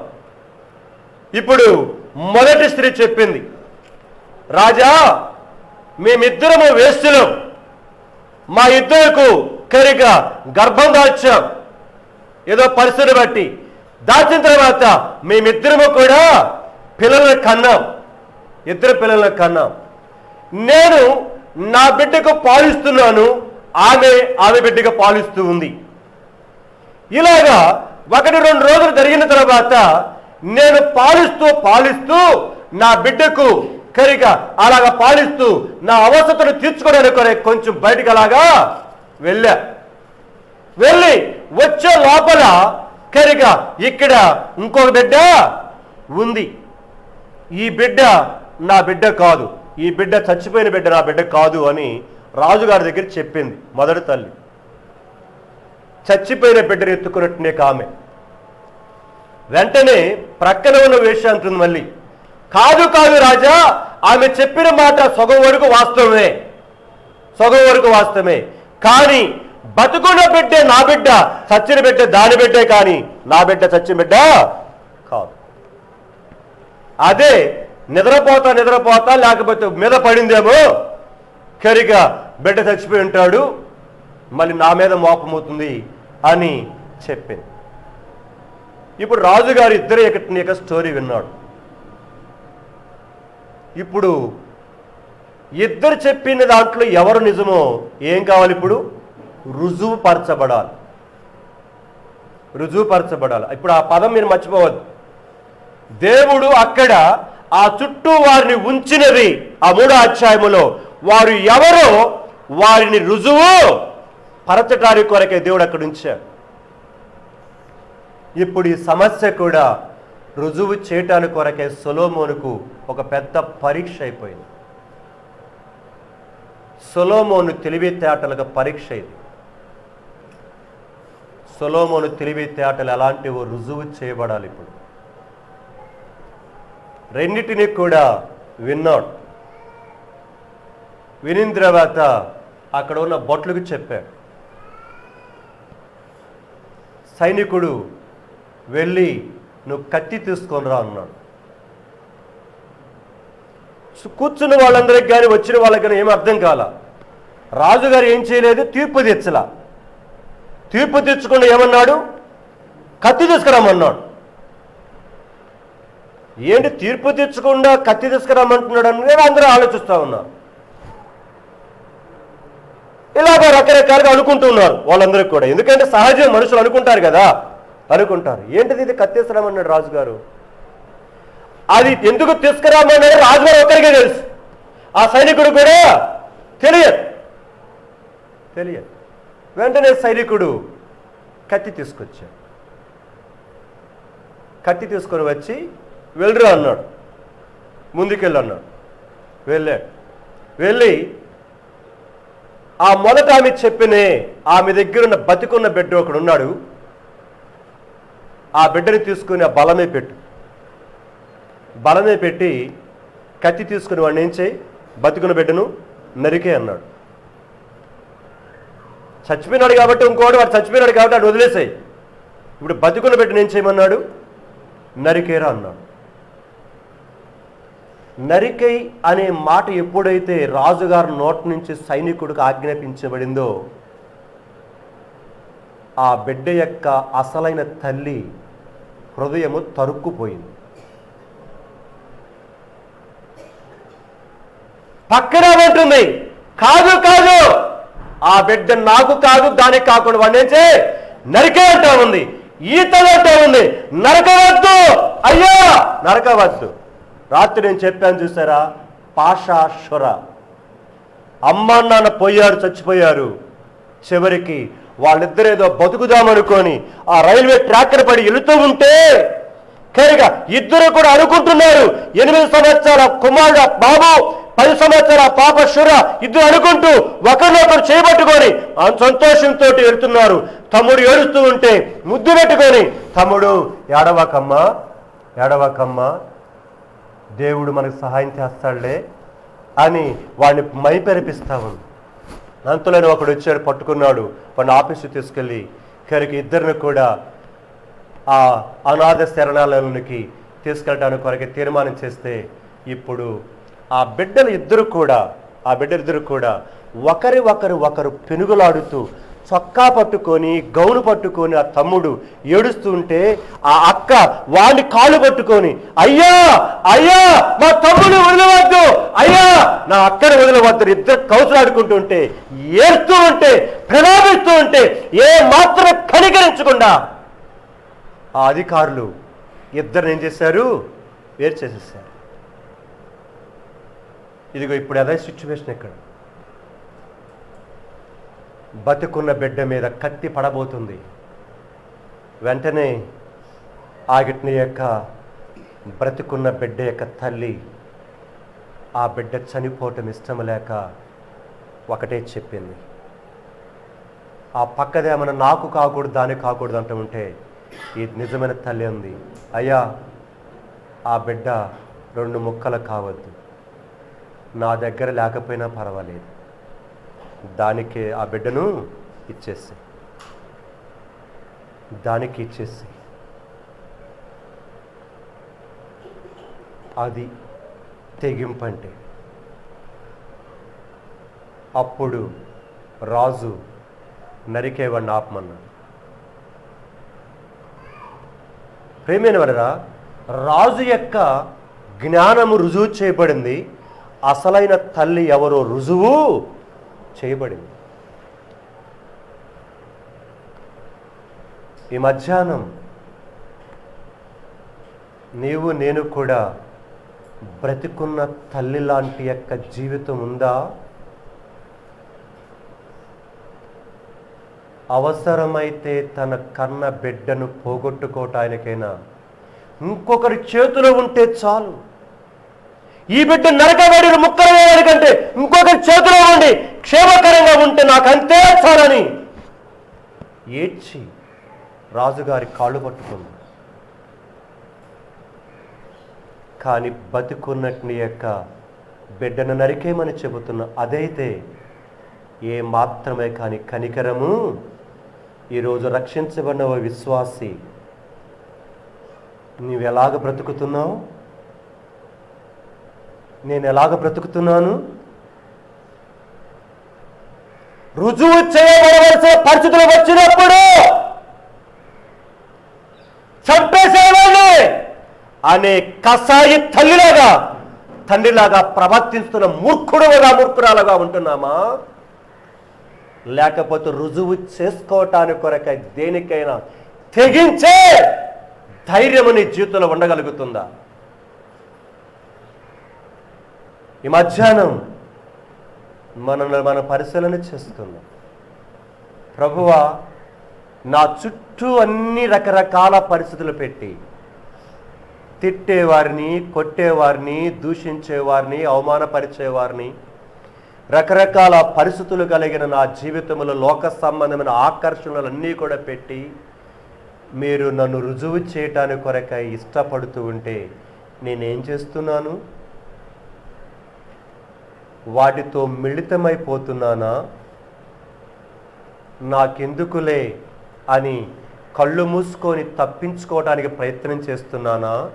లేకపోతే నీవు నన్ను రుజువు చేయటానికి కొరకై ఇష్టపడిన ఆ పరిస్థితులలో నేను రుజువు చేస్తున్నానా?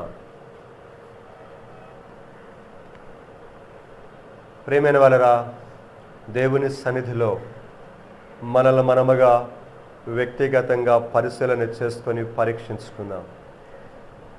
దేవుని కొరకై నడిచే విషయంలో, దేవుని కొరకై జీవించే విషయంలో నీవు ఒక్క స్టెప్ కానీ దేవుని కొరకే తీసుకుంటే నీ కొరకే 10 స్టెప్స్ దేవుడు తీసుకుంటాడు.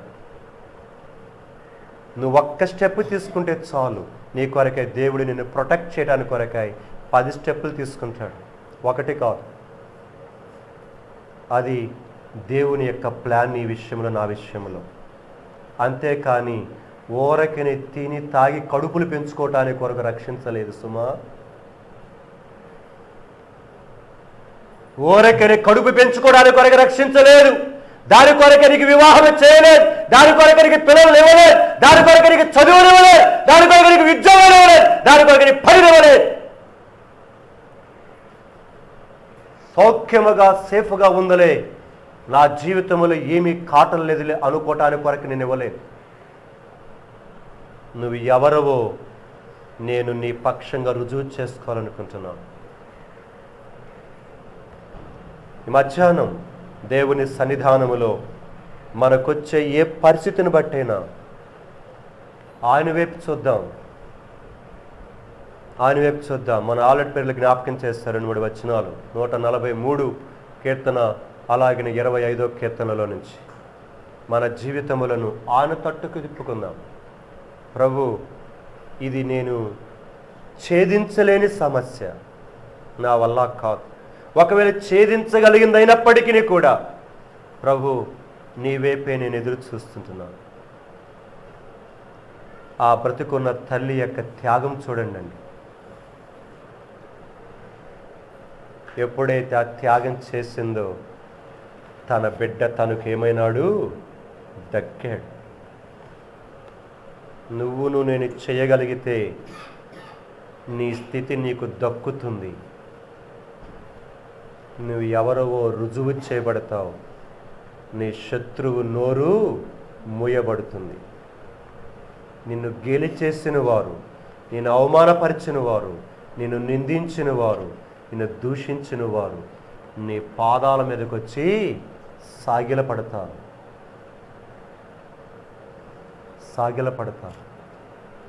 సో ఒక్కటి ఆలోచించు. నువ్వు అంతే, రక్షించబడిన నీవు ఎక్కడున్నా ఒక్కటి ఆలోచించు. ప్రభు, ఈ పరిస్థితుల్లో నా జీవితంలో నా భర్త ద్వారా కానీ, నా భార్య ద్వారా కానీ, నా పిల్లల ద్వారా కానీ, నా ఫ్రెండ్స్ ద్వారా కానీ, నా బజారు వారి ద్వారా కానీ, తోటి బ్రదర్ ద్వారా కానీ, సిస్టర్ ద్వారా కానీ ఈ పరిస్థితులు నాకు అనుమతించావు. నేను ఎవరినో రుజువు చేసుకోవటానికి నేను నిలబడతాను. నీ కొరకే బ్రతుకుతాను. నన్ను రుజువు చేసుకోవటానికి కొరకు నువ్వే కదా నన్ను పెట్టావు, కాబట్టి నువ్వు దాన్ని చూసుకో. నేను మాత్రం కాముగా నీ పని చేసుకుంటూ వెళ్ళిపోతాను. దేవుని సన్నిధిలో మన జీవితంలో ఒక్కసారి అలాగా మనం అప్పగించుకునే వారంగా ఉందాం. ఆదికాండం 42వ అధ్యాయం.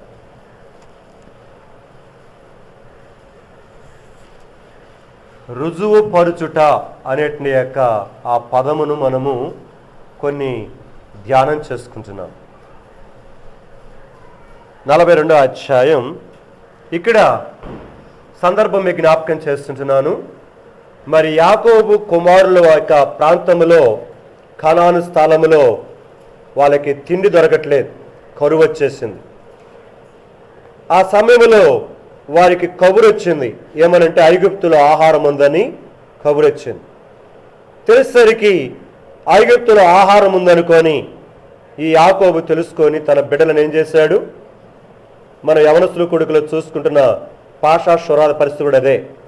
కనుక రష్యాలో సొస్లోవాక్ అనే ప్రాంతంలో కరువు వస్తే కనుక సైబీరియాలో కొంచెం ఆహారం దొరుకుతుందని కూడా బయలుదేరి వారి వస్తువులను అమ్ముకొని ట్రైన్లో బయలుదేరుతున్నప్పుడు జరిగిన సంఘటన అది 1897వ సంవత్సరంలో.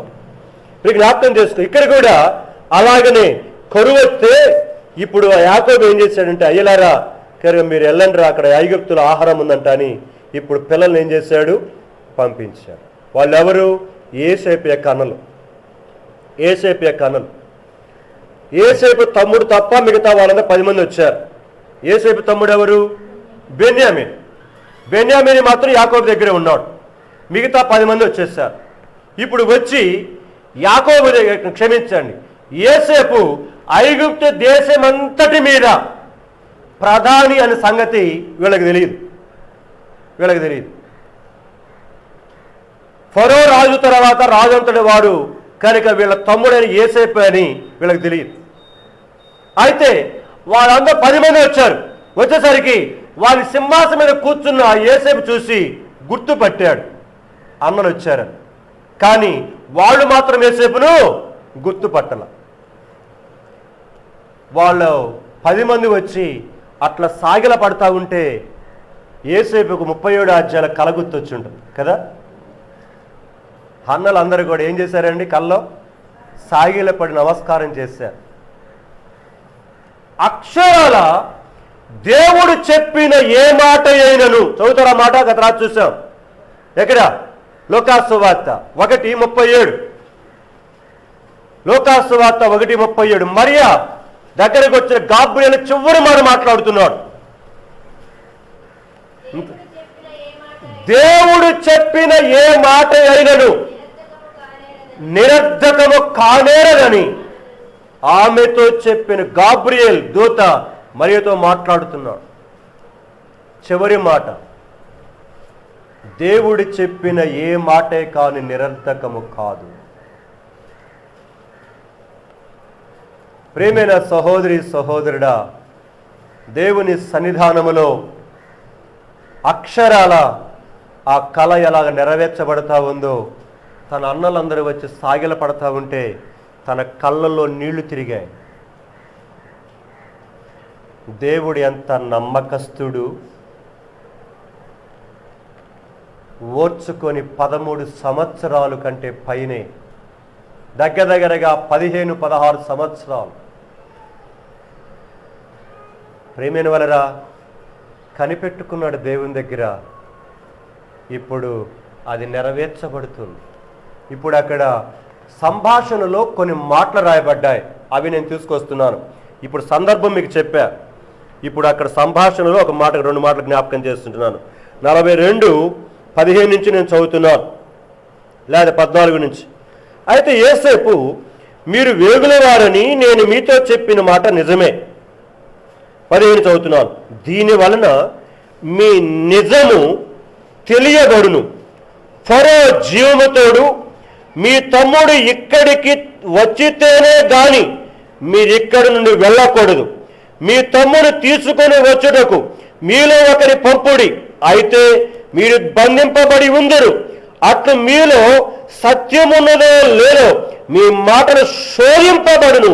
లేని అలా ఫరో జీవముతోడు మీరు వేగుల వారనే వారిని 3 దినములు చెరసాలలో, గమనించాల మాటలు, మీలో సత్యమున్నదో లేదో మీ మాటలు శోధింపబడును, రుజువు పరచబడును.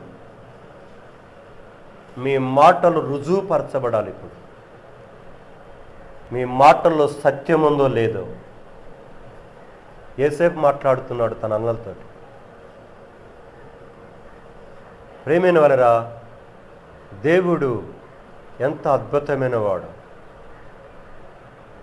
అక్కడ సమస్యలో చిక్కుకున్నారు యోసేపు యొక్క అన్నలు. ఇప్పుడు వారు చెప్పిన మాట నిజం, సత్యము అని రుజువు చేయకపోతే వారు ఎవరవుతారు? వారు వేగుల వారు అవుతారు.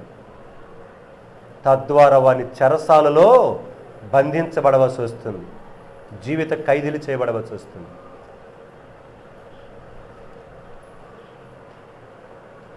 ఇప్పుడు రుజువుపరచుకోవడానికి కొరకు ఏం చేయాలి? అక్కడ తర్వాత మీరు చదవండి, జరిగిన సంఘటనలు మీకు తెలుసు. ప్రియమైన సహోదరి సహోదరుడా, వారు రుజువు చేయటానికి ఎన్ని తంటాలు పడ్డారో మీకు అక్కడ అర్థమవుతుంది. 42, 43, 44, 45 అధ్యాయం వరకు.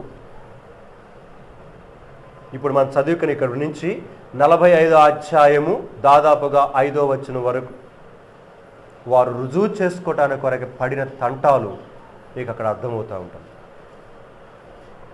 ప్రేమైన సహోదరి సహోదరుడా, దేవుడు నిన్ను నన్ను కూడా ఉంచింది అక్కడ. దేవుడు నీకు నాకును కూడా తీసుకుని వస్తుంది సమస్యలు అక్కడ. దేవుడు నిన్ను నన్ను కూడా ఆ స్థితి నుంచి తీసుకుని వెళుతుంది ఆ స్థలములో. ఊరకనే కాదు, నీవు ఎవరో రుజువు చేయబడాలి. తన బిడ్డవని నువ్వు రుజువు చేయబడాలి. అదే ఆయన ప్రగాఢమైన కోరిక, అదే ఆయన ఉద్దేశం, అదే ఆయన యొక్క ఆశ. ప్రేమైన వారరా, వస్తువులు తయారు చేసిన తర్వాత ఆ తయారు చేయబడిన వస్తువు సరి అయినదో కాదో అని అక్కడ టెస్టింగ్ ల్యాబ్ అని ఒకటి ఉంటుంది చివరిలో. ఆ వస్తువు తయారు చేయబడిన తర్వాత టెస్టింగ్ ల్యాబ్ అని ఒకటి ఉంటుంది. అది ఏ వస్తువు అయినప్పటికీ మీకు అందుకొని ఆ వస్తువు పైన ఒక స్టిక్కర్ అంటించి ఓకే అనే 2 ఇంగ్లీష్ అక్షరాల కనుక పదము కలిగిన యొక్క ఓకే అనే మాటతోటి ఒక స్టిక్కర్ అంటిస్తాడు అక్కడ. ఎందుకో తెలుసా? ఆ వస్తువు దేని కొరకై తయారు చేయబడిందో ఆ వస్తువు దాని కొరకై ఉపయోగించుకోవటానికి కొరకై ఇది చక్కగానే ఉన్నది అని ఆ టెస్టింగ్ ల్యాబ్లో ఆ ఇన్స్పెక్షన్ చేసేవాళ్ళు ఓకే అని ముద్ర వేసి ఏం చేస్తారు? దాన్ని మార్కెట్లో పెడతారు. మీకు అర్థం కావటానికి కొరకే ఇంకో ఉదాహరణకు చెప్తున్నాను. స్టీల్ ప్లాంట్లో పనిచేశాను కాబట్టి 2 ఇయర్స్ చెప్తున్నాను. మీరు దాదాపుగా 3-4 గేట్లు ఉంటాయి స్టీల్ ప్లాంట్ మొత్తానికి, వైజాగ్ స్టీల్ ప్లాంట్కి. ప్రతిరోజు ఉదయం సాయంకాలం అర్ధరాత్రి ఏ టైం అయినా సరే అక్కడ కనుక సెక్యూరిటీ ఫోర్స్ వాళ్ళు ఉంటారు ఆ గేట్ల దగ్గర.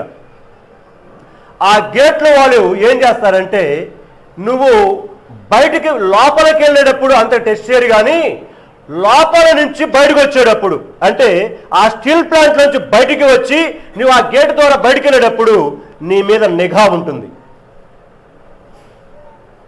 అక్కడ ఉన్నటువంటి యొక్క ఇండస్ట్రియల్ సెక్యూరిటీ ఫోర్స్ వాళ్ళు ఏం చేస్తారంటే నీ జేబులు, నీ యొక్క చేతిలో ఉన్న బ్యాగు మొత్తం ఏం చేస్తారు? వాళ్ళు తవుడుతారు. మరి ఇప్పుడు ఒకవేళ అంటే నేను చెప్పే సంగతి ఎప్పుడంటే 91 సంగతి, ఇప్పుడు దాదాపు చాలా కాలం అయిపోయింది. 97 సంగతి చెప్తున్నాను. అప్పుడు చూసేవాళ్ళు, ఇప్పుడు మెటల్ డిటెక్టర్స్ వచ్చినాయిలండి, మీరు జ్ఞాపకం చేసుకోవాలి. అలాగా వారిని తవిడి చూసి పంపించేవాడు. ఓకే వెళ్ళొచ్చిన తర్వాత అప్పుడు వెళ్ళాలి వాడు,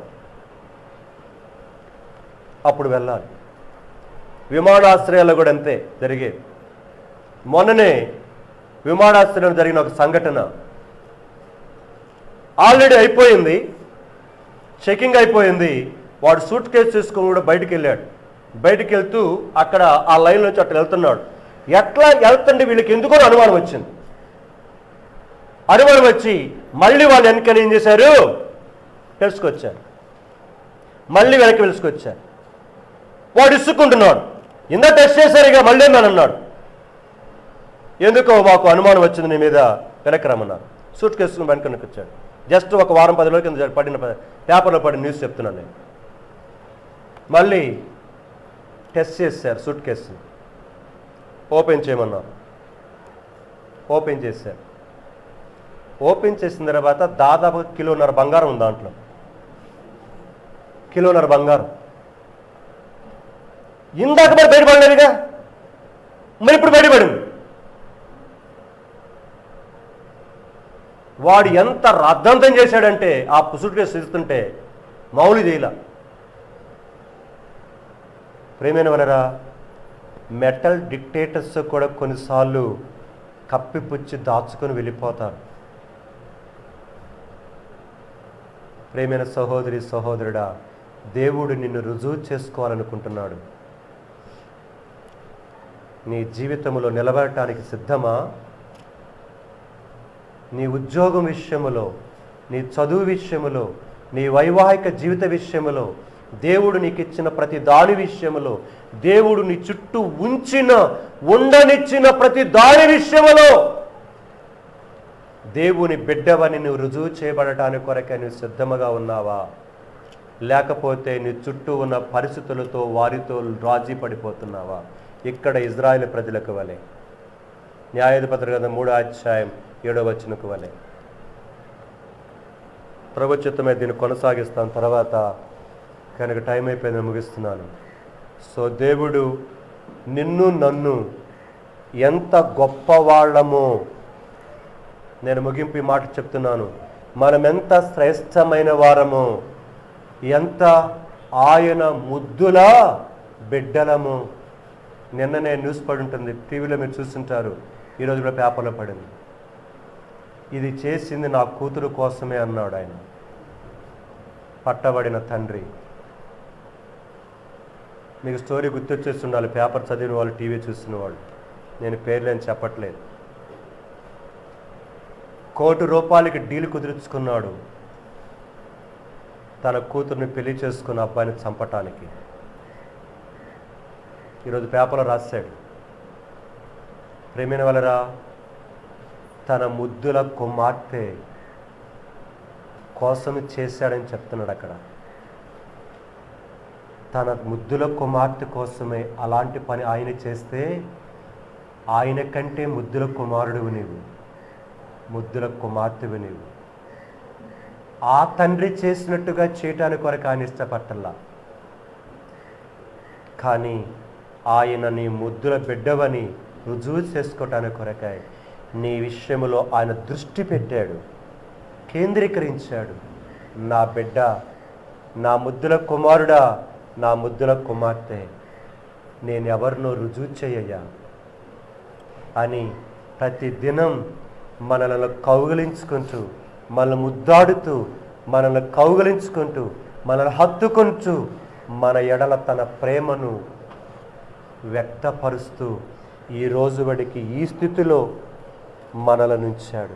అది నీ ఉద్యోగమో, అది నీ చదువో, అది నీ వైవాహిక జీవితమో, అది నువ్వు డబ్బు కలిగిన స్థితో, అది నీ యవన కాల జీవితము కలిగిన స్థితో, అది ఏదో నాకు తెలియదు. నిన్ను రుజువు చేయటానికి ఉంచాడు. దానిని మనసున పెట్టు, ముందుకు అడుగై దాని కొరకై ఆ తల్లి ఎంతటి త్యాగమై చేయటానికైనా సరే, బిడ్డను పోగొట్టుకోవటానికైనా ఏం చేసింది? ఇష్టపడినట్లుగా నీవు కూడా దేవుని కొరకే నిలబడు. నువ్వు నిలబడదాం. అలాగా దేవుడు మన పక్షంగా నిలబడి ఆయన ఎవరో, ఆయన బిడ్డలు ఎవరో లోకానికి చాటి చెప్పాలి. నీ బజారు వారికి చాటి చెప్పాలి, నీ ఇంట్లో ఉన్న వారికే చాటి చెప్పాలి. అలాగా బ్రతకటానికి నిశ్చయమా, సిద్ధమా? లేకపోతే లోకముతోటి, పరిస్థితులతోటి రాజీ పడిపోయి దేవుని మరిచిపోయి లోకముతో తిరగటానికి ఇష్టమా? నీ ఇష్టం. ఎలాగో తీర్మానం చేసుకో.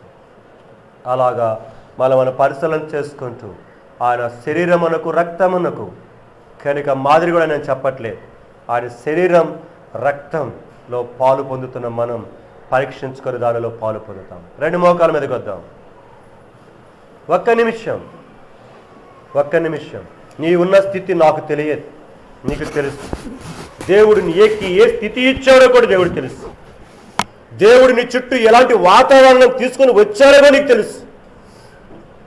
నాకు తెలియదు, నీకు తెలుసు. అది ఎవరి ద్వారా తీసుకొచ్చాడో నీకు తెలుసు. తీసుకొచ్చింది ఒకటే, ఆయన నీవు బిడ్డవని రుజువు చేయటానికి. ప్రార్థన చేసుకుందాం, దేవుని చూద్దాం. ప్రభువా, నా జీవితాన్ని కూడా సిద్ధపరచు, నిలబెట్టయా, నీ కొరకే నిలబెట్టు. ఈ శేష జీవితంలో నీ కొరకే నేను ఏమైపోయటానికైనా సరే ప్రభు, ఆ తల్లి కన్న ఆ గర్భం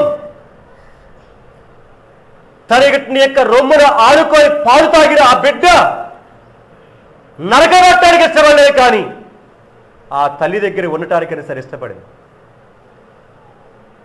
నాకంతే చాలా అయ్యింది.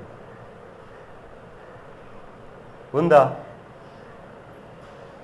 కలిగి ఉందాం.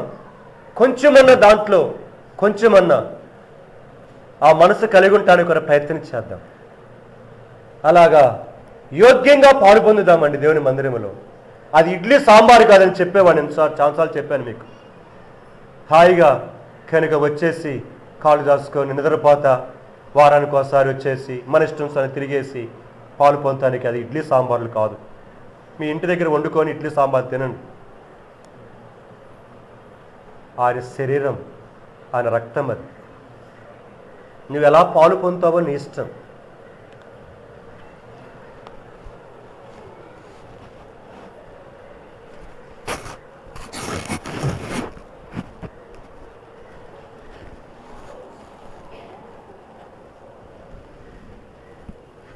ప్రేమ కలిగిన నా తండ్రి, పరిశుద్ధులైన దేవా, నీకే వందనాలు, స్తోత్రాలు. ఈ మధ్యాహ్న కాల సమయంలో నీ పరిశుద్ధ గ్రంథములో నుండి కొన్ని మాటలు నా ఎదురు మీరు తీసుకుని వచ్చినందుకు నీకే వందనాలు, స్తోత్రాలు ప్రభు.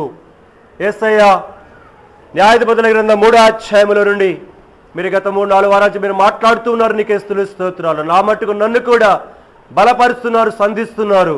నువ్వు నన్ను ఎందుకు రక్షించావో, ఎందుకు నా చుట్టూ వాతావరణం ఇలాంటి పరిస్థితులు పెట్టావో, నా కళ్ళెదిన పరిస్థితులు ఎందుకు పెట్టావో, నా చెవులు ఎందుకు అలాంటి పరిస్థితులు వినటానికి కొరకాయి నా ముందుకు తీసుకొస్తున్నావో నాకు తెలియదు. కానీ ఒకటి మాత్రం చెప్తున్నావు, నువ్వు ఎవరెవో రుజువు చేయబడాలి. ఇది ఒకటే మీరు జ్ఞాపకం చేస్తుంటున్నావు. నీవు రుజువు చేయబడాలి, నువ్వు శోధించబడాలి, నువ్వు మెదురు పెట్టబడి నీకు బంగారంలోనే ఉన్నావా లేదని చేపట్టానికి కొరకు నేను అక్కడ ఉంచా. ఆ పరిస్థితులని నీ చుట్టూకు తీసుకొచ్చాను. మీరు మాట్లాడుతున్నారు. ఆ రోగానికి పెట్టా, ఆ సమస్య నీకు పెట్టా, అలాంటి భర్త నీకు పెట్టా, అలాంటి భార్య నీకు పెట్టా, అలాంటి బిడ్డలు నీకు ఇచ్చా, అలాంటి ఉద్యోగులు, కొలీగ్స్, ఫ్రెండ్స్ నీకు ఇచ్చా.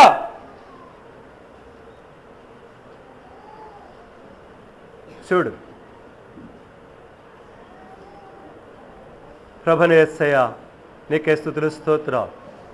నీ వాక్యం వెలుగులో నా మట్టుకు నేను ఇజ్రాయేల్ ప్రజలకు వలె రాజీ పడిపోయి, ప్రభా నిన్ను మరిచిపోయి నీకు కోపాన్ని రేపే దౌర్భాగ్యమైన జీవితంలోకి వెళ్ళకూడదని, ఇకనైనా జాగ్రత్తగా ఉండాలని మీరు మాట్లాడుతున్నందుకు నీకే స్తుతులు స్తోత్రాలు. ఈ మధ్యాహ్నం ఇక్కడ చేరినందరిని కూడా మీరు దర్శిస్తున్నందుకు నీకే స్తుతులు స్తోత్రాలు.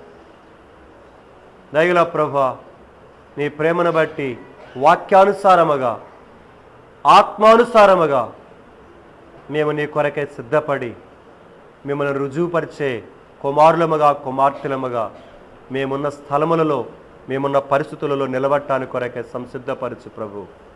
వదనాస్తుతులు స్తోత్రాలు చెల్లించుకుంటూ మా కొరకే కొట్టబడిన మీ శరీరం, మా కొరకే కాచిన శిలువ రక్తం, దానిలో పాలు పొందుతుండగా కావలసినట్టు నీ యొక్క ధైర్యమును, యోగ్యతను అనుగ్రహించి మీ నామానికి మహిమ తెచ్చుకుని వశంగా ప్రార్థిస్తూ వందనములు చెల్లిస్తూ నా ప్రభును, నా రక్షకుడును యేసుక్రీస్తు ప్రభువు నామమున వందనములు చెల్లించి ప్రార్థిస్తున్నాను తండ్రి. అలానే మోకాల మీద ఉందాం. ప్రభువైన యేసు తాను అప్పగింపబడిన రాత్రి ఒక రొట్టెనెత్తుకొని కృతజ్ఞతాస్తుతులు చెల్లించి దానిని విరిచి, ఇది మీ కొరకాయ విరువబడిన నా శరీరం, నన్ను జ్ఞాపకము చేసుకుంటూ కొరకాయ దీనిని చేయడని చెప్పాను. ఎవరైతే నేను వాక్యంలో పరిశీలన చేసుకున్నారో మీ కుడి హస్తాన్ని మీ తలకంటే పైకెత్తి చూపించండి. ఆయన శరీరకు మాదిరిగా ఉన్న రొట్టె మీరు తీసుకురాబడుతుంది. చిన్న మొక్క తుంచుకొని మీ ప్రక్కన చేతి వారికి అందించండి. బ్రదర్స్ రండి, రొట్టె బ్రదర్స్. అలా మనం పరిశీలన చేసుకుంటూ దానిలో పాలు పొందాం. కఠినం చేసుకుంటూ వెళ్ళిపోవాకండి, మార్పు చెందుదాం. ఒకరోజు కాకపోయినా ఒకరోజైనా సరిచేసుకొని దేవుని యొక్క బలలో పాలు పొందడానికి కొరకు ఇష్టపడదాం. అన్నేదే చెప్పాడు కదా, అన్నగా మాటలు కాదు ఇవి, దేవుని మాటలు. నా మాటలు నాకు చెబితే నన్ను రాళ్ళు కొడతాడు దేవుడు. రేపు మిమ్మల్ని కాదు కొట్టేది, నన్ను కొడతాడు. సో దేవుని సన్నిధిలో జ్ఞాపకం చేసుకొని మనం పరిశీలన చేసుకుంటూ యోగ్యంగా పాలు పొందాం.